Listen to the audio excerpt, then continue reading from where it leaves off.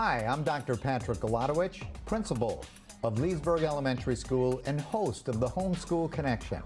Our show is designed to give you an in-depth look at what's taking place in our district's curriculum, the latest innovative methods we're using to inspire our students to learn, and along the way, we're going to give you some tips to help you get more engaged with your children's education. Today, we're taking an in-depth look at the parent resource centers here in our local school system. Joining me are Brandy King from Leesburg Elementary School, Sarita Morgan from Beverly Shores Elementary School, and Frank Girardi from Oak Park Middle School. Panel, thank you so much for joining me this morning. And we've got a great topic on hand because parent resource centers exist in many of our elementary schools, and I know we call them PRCs for short. What are parent resource centers? Parent resource centers are classrooms or in the media lab, whatever. They may hold the resource center, but it is for the parents to come in and be able to engage into checking out material. Okay, great. So let's just have a little discussion about what is it that parent resource centers offer to our parents in our Title I schools? I think it's a place where parents can come if their child is not doing well in school. They can come to our room and get some resources to get them up to speed with the rest of the students. So many of the parent resource centers offer educational materials, iPads, leapfrogs, laptops. We have educational board games, flashcards, books. All of those materials are used for parents. You know, they check them out, take them home, they use them with their child, and it's just to help their child academically. We want to increase student achievement in the schools, so that's what we have to offer. Yeah, so I heard you say laptops. I kind of perked up at that. Yeah. So a parent that doesn't have technology at home Right. can actually come to a parent resource center in one of our local Title I schools and be checked out a laptop for them to take home for their child. Now, is there a time limit that they can check the laptop out for? Yes, in our parent resource center, I allow usually about 2 weeks or so in there. And as they, I may visit the home with them just to see, make sure they've got it up and running, got the right games in there. It's for the kids to play also, but it's a learning game and the reading. The parents do check it out, and 2 weeks, and then if we don't have someone in line to check one out, then what we do is just go ahead and Extend let the them time. clean And it then I up. think on the secondary level, which I'm at, in the middle school, I usually allow the parents a little bit more time because the students have more projects to do. So the 6th, 7th, and 8th graders, they get more projects to do. So I allow them maybe a month or so. Now at Oak Park Middle, how many laptops and, say, iPads do you have available? I have 10 laptops and 30 iPads. And as of this moment today, how many of those laptops or iPads are checked out? I have 3 laptops checked out. I have to do a workshop in order to distribute the iPads. I understand. But that's something you do with the parents. I'm if in they the want. process of doing that right now. Great, great. So it sounds like there's materials available at your school. What about at Beverly Shores?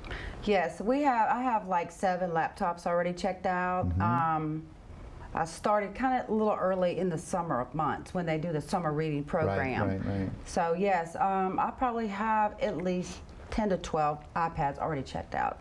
Okay, and what about at Leesburg? And at Leesburg Elementary, we have 19 iPads and 10 laptops.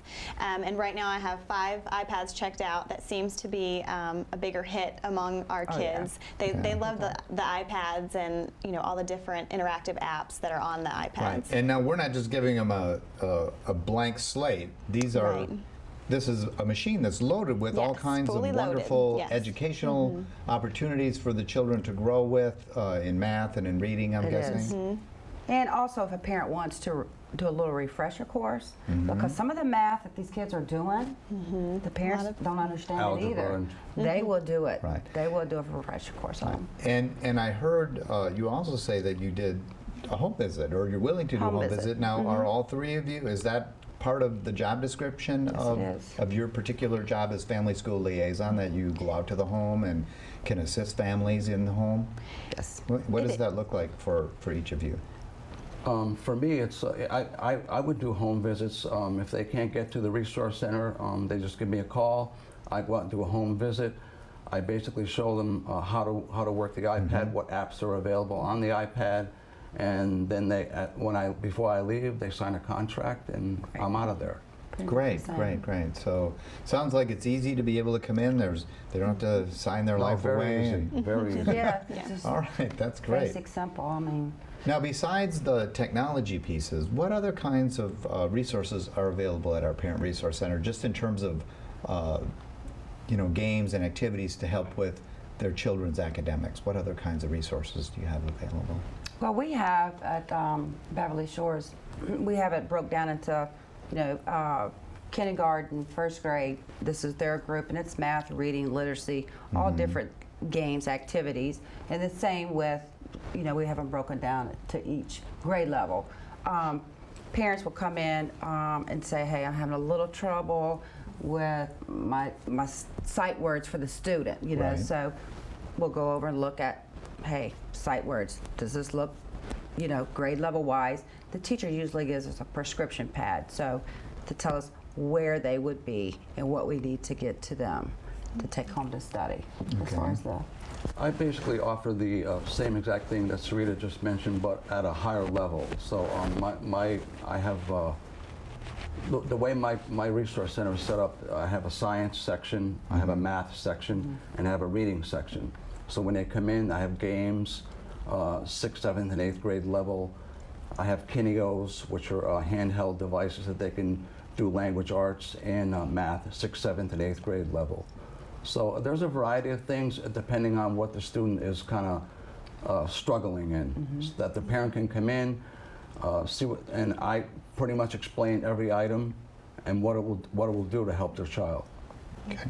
And at Leesburg Elementary, it's very similar to how Beverly Shores, how their resource center is set up. We have educational materials laid out by different grades, but in addition to all of these educational materials, we also offer a clothing closet. We also I have a small food pantry, so if we have families who are struggling or are in need, they can contact me, and I can assist with those needs as well. So it's not just our educational needs of parents Right. that we're trying to Absolutely help not. with, but other needs as well. Now, what do you find is most used in your parent resource centers?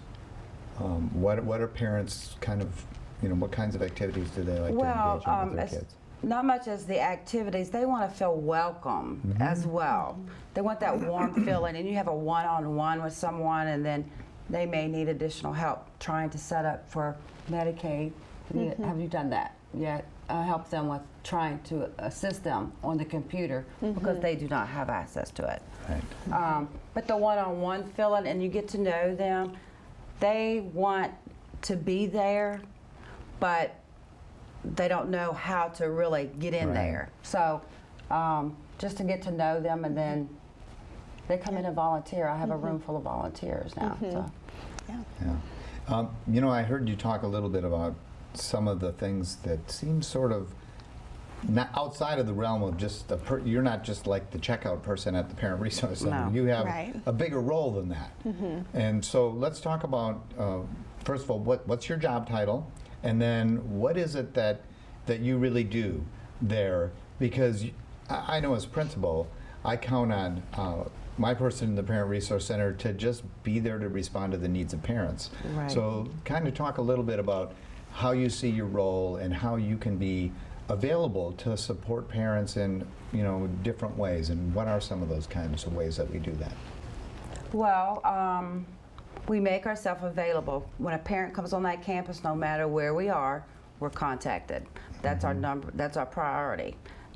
They will contact me to come down to help with the needs, and my referrals come from guidance as well. And if I can't fulfill the needs of some of the parents that I don't have access to, I'll turn them over to our student services. Christmas, and then we have our food bag program, which every Friday. Not only educational, we have a ton of resources there to help with electric and rent. So talk a little bit about the food bag program. Brandy, what could you say about that? Yep, so our food bag program is actually ran through Deliver the Difference. Wonderful, wonderful community program.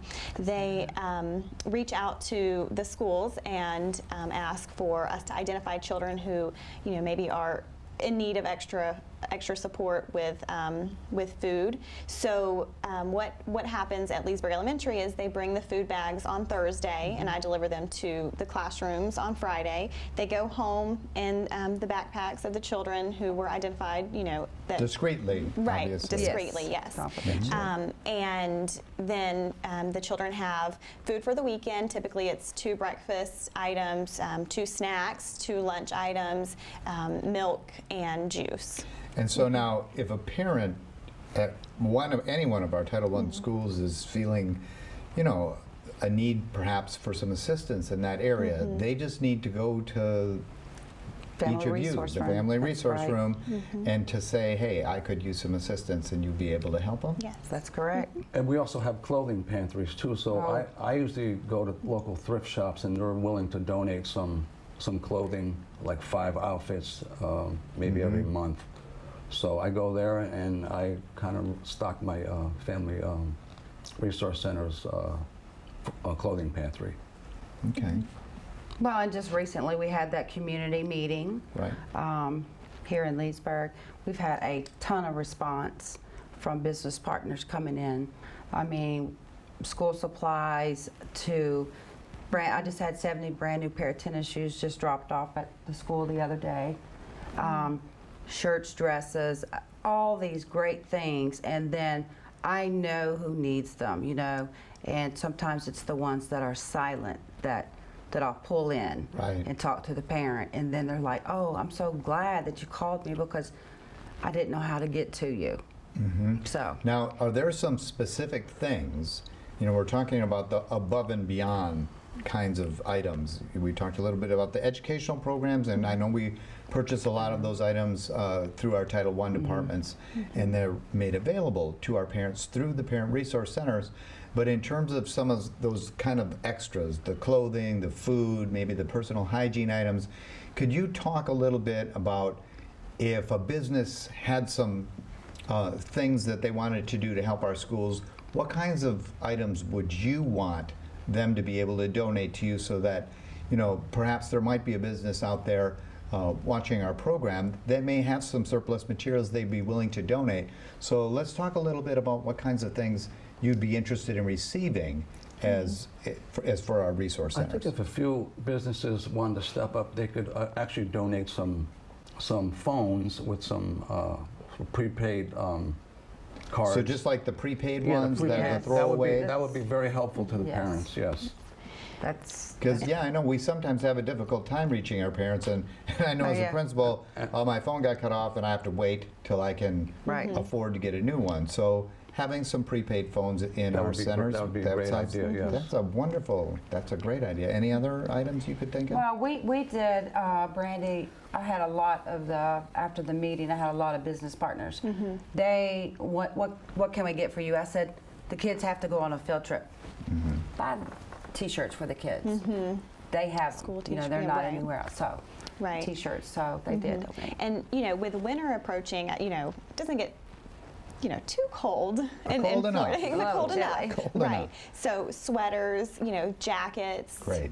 Those are things that, we'll be needing coming up, with winter approaching. You guys have shared some really great ideas, and I really appreciate you sharing all these great ideas with our parents. When we come back, more on maximizing your child's education.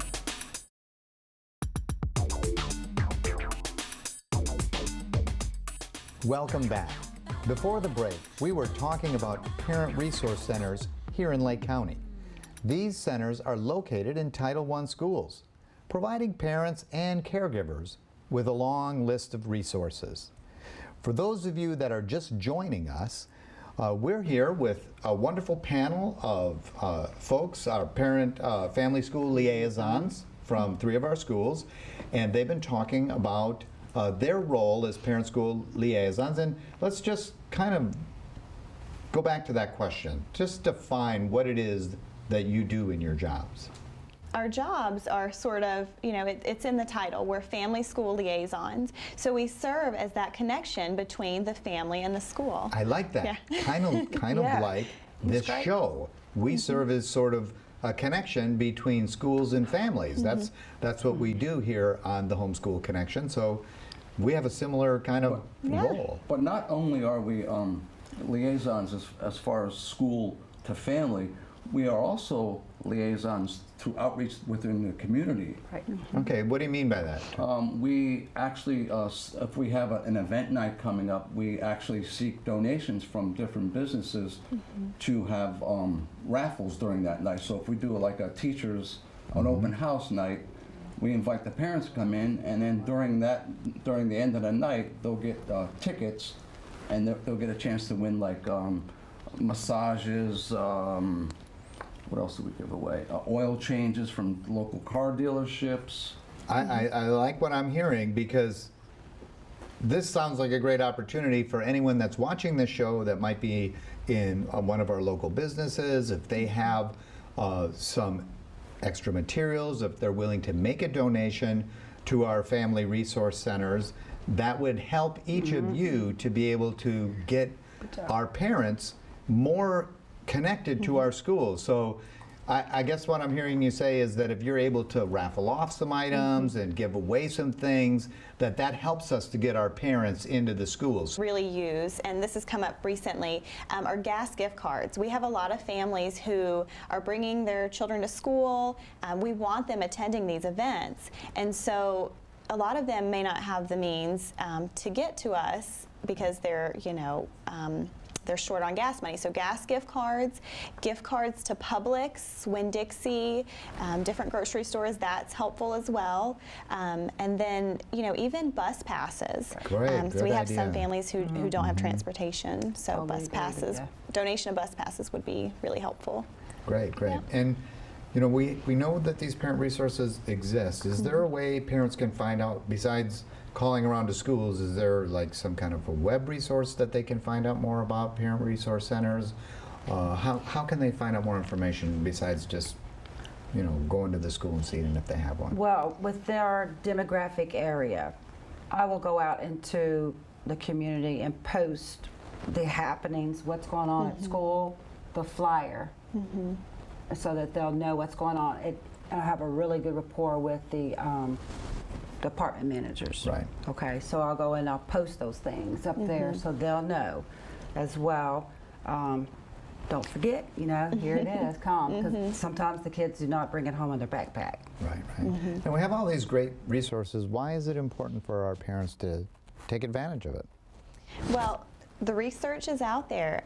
Parent involvement increases student achievement. So Right. if you are involved in your child's academics, if you're involved in the school, your child is more likely to succeed. So, we want you volunteering in the school. We want parents there. We want them using the Parent Resource Center. We want them, attending the school events, coming to different meetings. That is so important. Now So- let's talk a little bit about that process of checking out. I heard you mentioned earlier about a prescription pad Right. that the teachers may have. So let's talk about what is this prescription pad? What does that look like? Well, the prescription pad basically looks like a prescription. However, the biggest time to use that and the need is during report card night out. They are available for the parents to see. And it's like, oh, I didn't know he needed extra help in this. So the teacher would take that prescription pad and circle math and give us, the resource personnel, and they'll come down to our room and get this to bump them up in grade level. So it's kind of a way to communicate with the Yes. teacher. Oh, yes. about And the what's parents. Yes. And at Leesburg, the way that that I use them is I issue them to the teachers in a folder, and you know, I explain to them anytime they have a student who's struggling, whether it's in math, science, reading, they would just fill it out, be specific about what the child's struggling with. They would give a copy to the child to take home to their parents. I would get a copy, and then the teacher would keep a copy.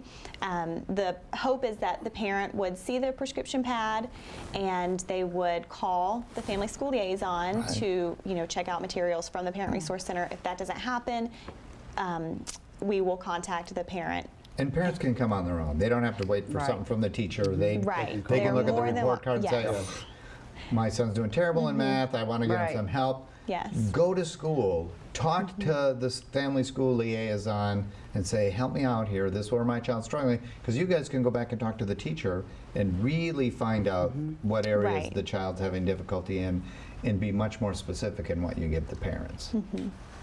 So, okay, great. Well, I know I heard someone mention too about workshops. You do workshops for parents? What does that look like? How Yes, often I are they? do. Yes, I do. And I make it fun for our parents as well. But last year I did scrapbooking. Okay, so I asked them to bring in 10 pictures. They brought in 10 pictures. And, you know, and it's just get to know them. And we cut the pictures and we put them into, and they got to decorate the book and then journaling. Writing the dates, the time and memory. But we got to chit chat. So it's that engagement piece. That really is getting- engagement, and then we build that relationship. So, Any it's other great. workshop? Yeah, it's so much different though at the secondary level where I don't do the scrapbooking type things. It's basically for the elementary. So basically what I do is I send out invites. Right? Come to my workshop. I usually get like 10, 15 parents come to the workshop with the student, and I serve refreshments that night, and I'll go over how to use it, what apps are available on it, and then at the end, if they have any questions, I do a Q&A, a question and answer period, and then at the end they'll sign a contract, they'll give me a copy of their license, and they're free to go home with it for a month. And Great. Frank is talking about the take-home technology workshop. That's something that you know, we offer to parents who may not know how to use the iPads. You know, if they just need some explanations. So no of worries for the parents Right. if they're nervous about, you know, I'm Right. not sure how to use this Right, laptop. right. We You're will going to show teach them them. how. Well, Yeah. not only that, but You're gonna most of the teach 'em. students that they're bringing, especially at the secondary level, they know they're really tech savvy. Oh, so yes. they'll tell the parents how to use it. But sometimes they'll even tell me how to use it. Well, we're running out of time, so just any last minute points that you'd like to make to share with our parents? I would like to say to all the middle school parents out there, please take advantage of the Resource Center. It has valuable resources for you, not only you, but also your child. But please take advantage of it because I'm there to help you. And So you feel like the middle school the middle school is underutilized in some I feel that respects? the middle school Parent Resource Center is underutilized, yes. So my plea is to, you know, I invite you to come in. And do you know why that is? I just think that some of the secondary middle school kids or students are actually they're embarrassed. Or they're shy about They're wanting shy to say about it. something? They're shy. But there's a way around that. You could deliver materials I to the can deliver home, to put the them home. in the office, whatever. They can come after school. They can come Right. before school. So you know, I'm available. So we can be discreet about this. So we can be don't very want discreet about anyone it. embarrassed. I just so. want them to come and utilize this resource center. Great. And elementary the same? Same, exactly the same. Great. When we come back, tips to get your child's body and mind into shape. Next on the Homeschool Connection.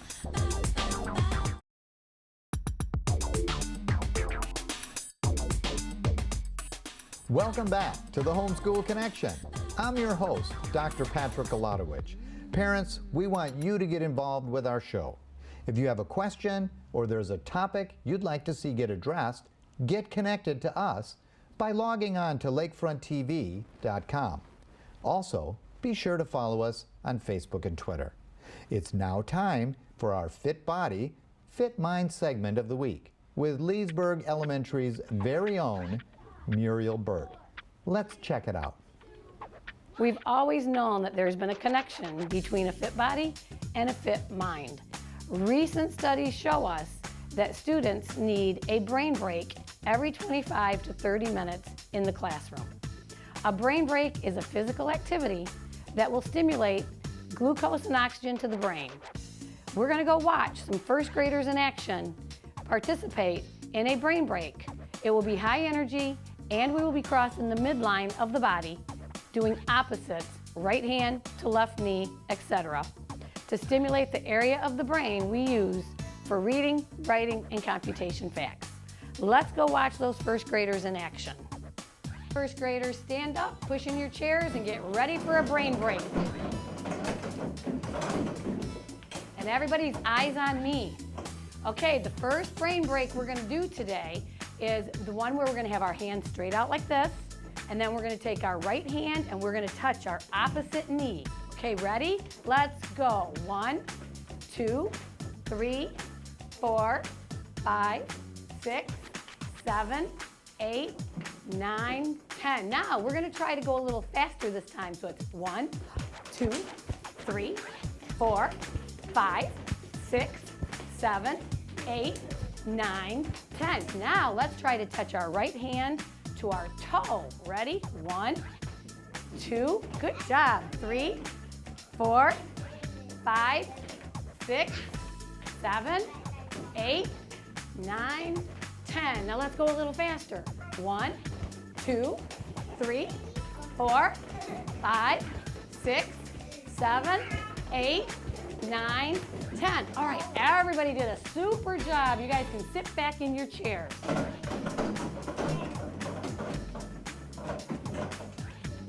Parents at home, if you'd like to find out more information about the brain breaks we're doing here in Lake County, you can go to lakefronttv.com. Great information. Thanks, Muriel. We're now going to turn things over to Melissa Curry from the Leesburg Public Library. She has some tips when it comes to getting your child engaged with reading. Thanks, Dr. G. Here at the Leesburg Library, we're much more than books. We have a long list of innovative ways to help your child learn to read, to motivate them to develop that lifelong desire to read. And one of those ways is we have play-away views. These can be checked out by you. Open it up. It's an all-in-one video player, actually. You do not need internet access for this to work. They come fully charged, but if you love it so much and you keep using it, it's got a charger included. You turn these on, the directions are on the side, and you start playing it, and the child can put headphones in it and listen to it by themselves, or you can share it with them. We also have nonfiction versions. If your child needs some help with math, you want to introduce them to math, we have this one that has geometry, telling time, measurement, and number sense, and they're each 23 minutes long. So there's a lot of information in one place. Over here we have underwater creatures from National Geographic. The running time on this is 55 minutes, so your older children would enjoy it as well. And you just return them and get you another one. If you'd like to learn more about events that take place here at the Leesburg Public Library to help motivate your child to learn to read and to love to read, please check out our website. Thank you. Back to you, Dr. G. Well, that's all the time we have left. Before we wrap things up, be sure to check us out on Facebook and Twitter. If you have a topic you'd like to see addressed on an upcoming show, contact us at lakefronttv.com. Until next time, don't break the connection.